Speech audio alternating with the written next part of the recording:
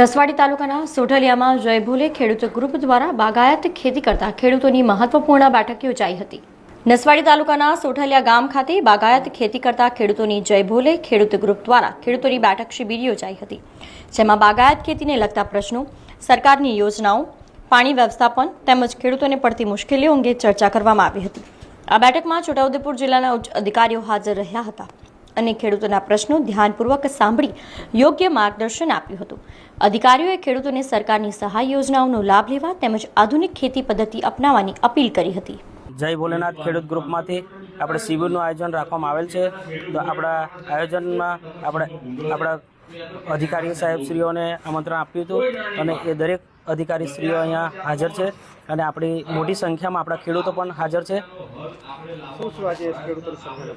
તો સાહેબ, આજે ખેડૂતોને અમારે ખેતીની પદ્ધતિ શીખવાડી છે, જેમ કે આપણે ખેતી ઓછા ખર્ચમાં આપણે ખેતી કરવી અને વધુ ઉત્પાદન લેવું, એક સાચી દિશા બતાડવાનું એક આપણા ગ્રુપનું એક લક્ષ્ય છે।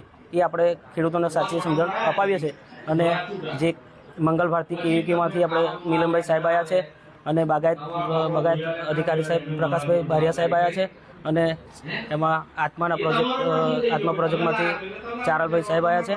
સમાચારોના સતત અપડેટ માટે TNN ન્યૂઝને YouTube પર સબસ્ક્રાઇબ કરી બેલ આઇકોન પ્રેસ કરો અને અમારી સાથે જોડાયેલા રહો Facebook, Instagram અને Twitter ઉપર।